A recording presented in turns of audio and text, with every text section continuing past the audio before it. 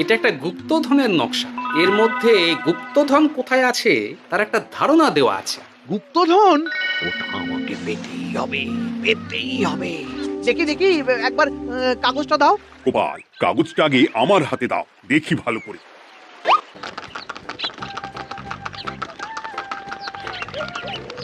অনেকদিন পর বেশ লাগছে বন ভ্রমণ। মাঝে মাঝে কাজের ফাঁকে এইসব জায়গায় এলে মন খুব ভালো লাগে। শুদ্ধ বাতাস, মাটির সোনার গন্ধ, পাখির কলতান, আহা।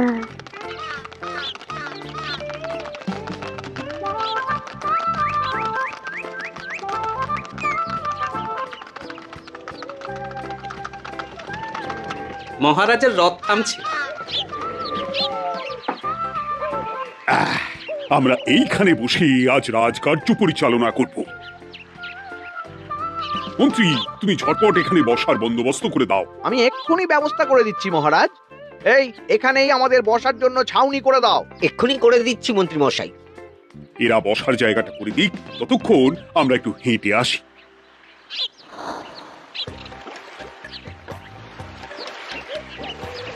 সকালবেলা হাঁটা শরীরের পক্ষে খুব ভালো মহারাজ।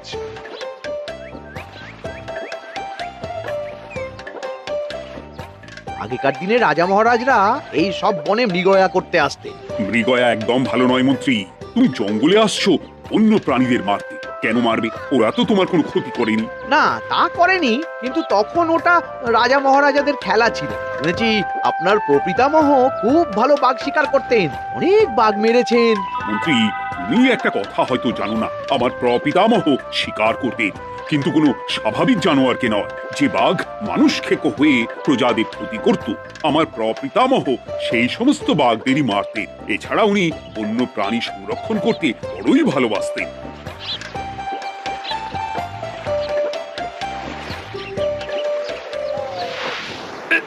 উফ, এটা আবার কি?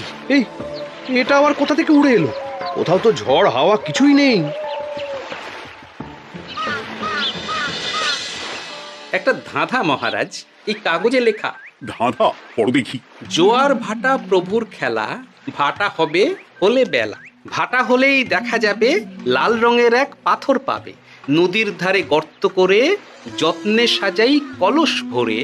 হেথায় হোথায় ছড়িয়ে যাহা, অন্ধকারে জলে তাহা। ঢুকলে চক্ষু ঝলসে যাবে, হাতের কাছে ঘন্টা পাবে। ঠিক ঘন্টা বাজলে পরে পড়বে ঝরে থরে থরে। ঘন্টা যদি হয় ভুল, যেন তুমি হারাবে কুল।